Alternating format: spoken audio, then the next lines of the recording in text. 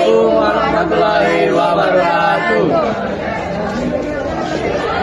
Saya Okiara Paseva, saya Yuni Kusmira. Saya Raffi Oktavi Yusani. Saya Ali Panitama. Saya David Galaksumita. Di sini kami akan membuat model 3D proses meiosis. Meiosis merupakan proses pembelahan sel yang menghasilkan sel anak dengan jumlah kromosom setengah dari sel induk. Proses ini sangat penting dalam pembentukan sel gamet, serta menjaga kestabilan jumlah kromosom antar generasi. Namun, konsep meiosis sering sulit dipahami karena melibatkan banyak tahapan, perubahan struktur kromosom yang tidak terlihat secara langsung. Oleh karena itu, diperlukan media pembelajaran yang baik dan konkret. Model 3 dimensi dapat membantu memvisualisasikan setiap fase meiosis, sehingga siswa lebih mudah memahami urutan peristiwa, perubahan kromosom, serta hasil pembelahan. Dengan model ini diharapkan pembelajar biologi lebih interaktif dan efektif. Tujuan. Yang pertama, membuat model 3D proses meiosis. Yang kedua, menjelaskan setiap fase dalam meiosis secara rinci. Yang ketiga, membantu memahami mekanisme pembentukan gamet. Dan yang keempat, meningkatkan kreativitas dan kerja sama kelompok.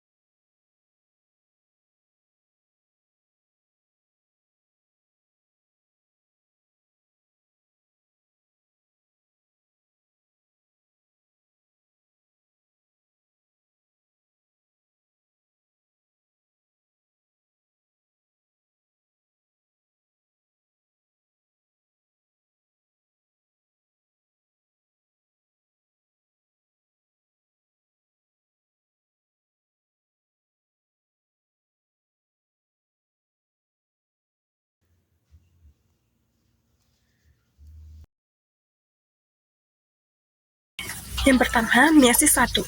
Nah, di meiosis 1 ada namanya profase 1.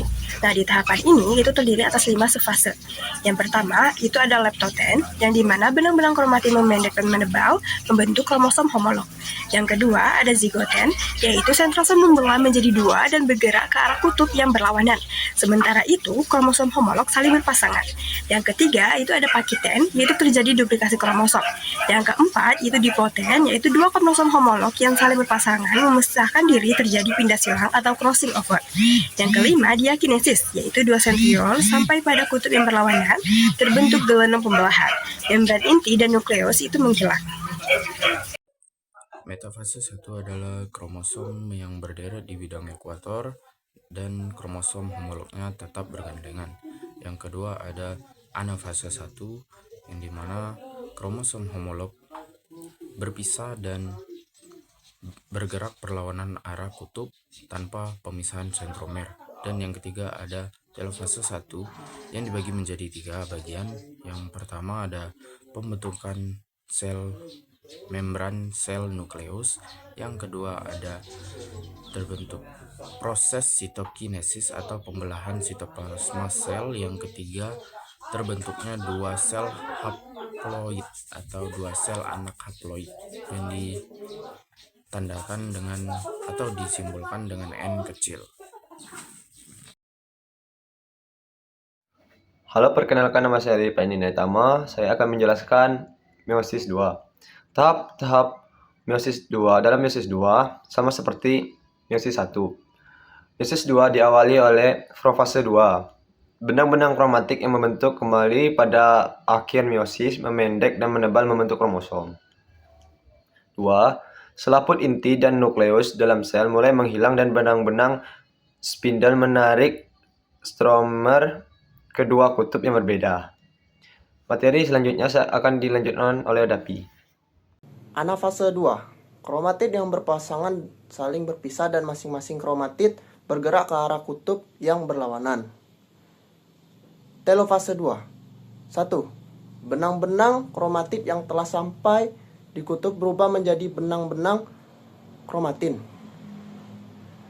Karyoteka dan nukleolus terbentuk kembali. 3. Pada bidang pembelahan terbentuk sekat yang membagi sitoplasma menjadi 2 bagian. 4. Terbentuk 4 sel anakan yang masing-masing memiliki kromosom setengah dari jumlah kromosom yang dimiliki sel induknya.